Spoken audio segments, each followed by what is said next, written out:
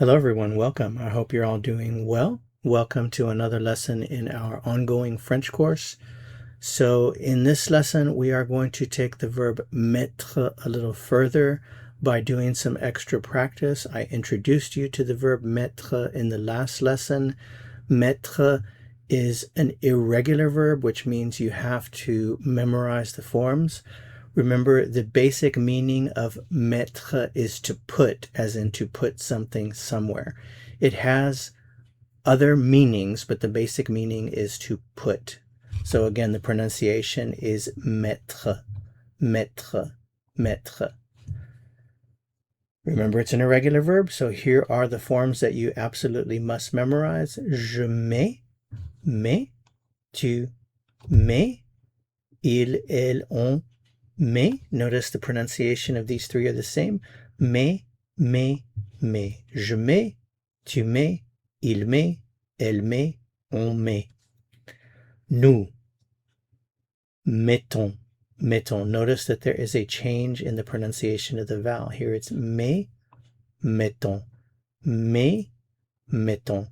When you pronounce this mais here, your tongue is a little bit higher. So mais and then mettons, you lower your tongue a little bit. Mais mettons, mais mettons. So we put nous mettons. Vous mettez, mettez. Il, elle, so they put il, elle, met, met. So again, for the pronunciation, this is very important. Mais, mettons, mettez, met. I think you should be able to hear the difference in the vowel sounds. Mais, mettons, mettez, met. Mais, mettons, mettez, met.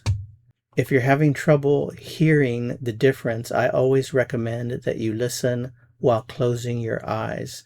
So you want to block out all other input and just listen. Try it. Close your eyes and listen. Mais, mettons, mettez, met. Mais, mettons, mettez, met. So repeat that many times and you'll be able to pronounce all the forms well.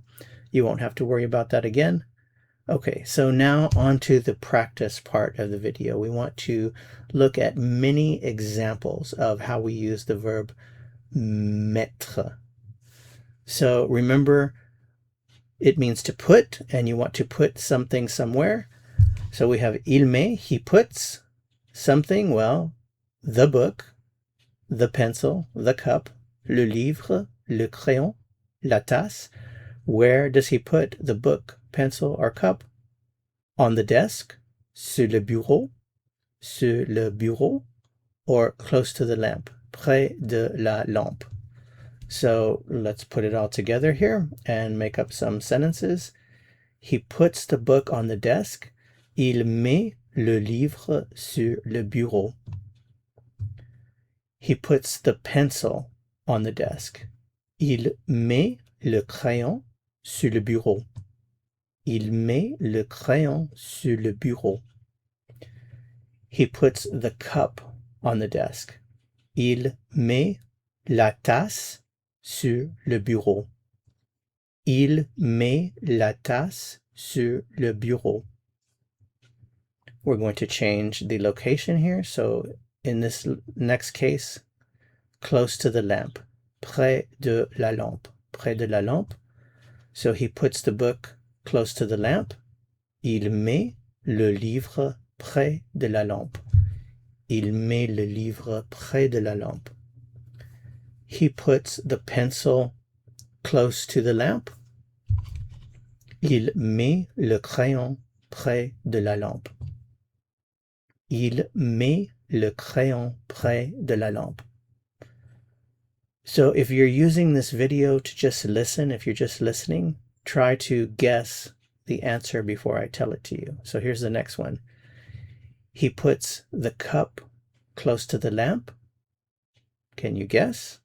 So it would be il met la tasse près de la lampe. Il met la tasse près de la lampe. So let's change the subject now. She puts. Elle met. She puts the book on the desk. Elle met le livre sur le bureau. She puts the pencil on the desk. Elle met le crayon sur le bureau. She puts the cup on the desk. Elle met la tasse sur le bureau.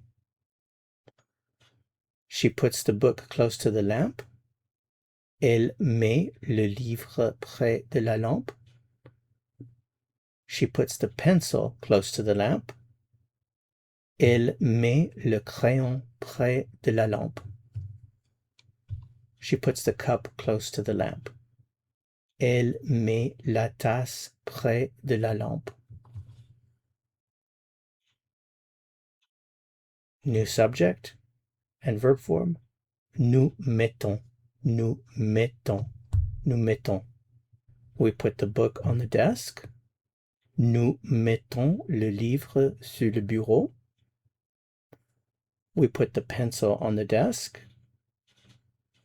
Nous mettons le crayon sur le bureau. We put the cup on the desk. Nous mettons la tasse sur le bureau. We put the book close to the lamp. Nous mettons le livre près de la lampe. We put the pencil close to the lamp. Nous mettons le crayon près de la lampe. We put the cup close to the lamp. Nous mettons la tasse près de la lampe. Remember, mettre can also mean to put on, and the on is understood. So if you say il met, in this case, it means he puts on. So we want to say he puts on a pullover. Il met un pull. Il met un pull. Remember to round your lips here. Pull, pull. Il met un pull. He puts on a coat. Il met un manteau. Il met un manteau. He puts on a hat. Il met un chapeau. Un chapeau. She puts on. Elle met. Elle met. She puts on a pullover. Elle met un pull. Elle met un pull. She puts on a coat. Elle met un manteau. She puts on a hat. Elle met un chapeau. Okay, so let's go ahead and end this lesson with a question. Est-ce que tu mets? If I want to say, are you putting on a pullover? I would say, est-ce que tu mets un pull? Are you putting on a coat?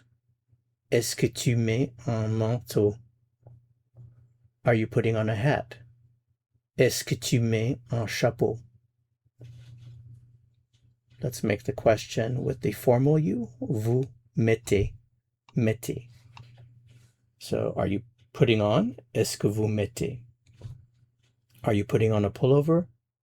Est-ce que vous mettez un pull? Are you putting on a coat? Est-ce que vous mettez un manteau? Are you putting on a hat? Est-ce que vous mettez un chapeau?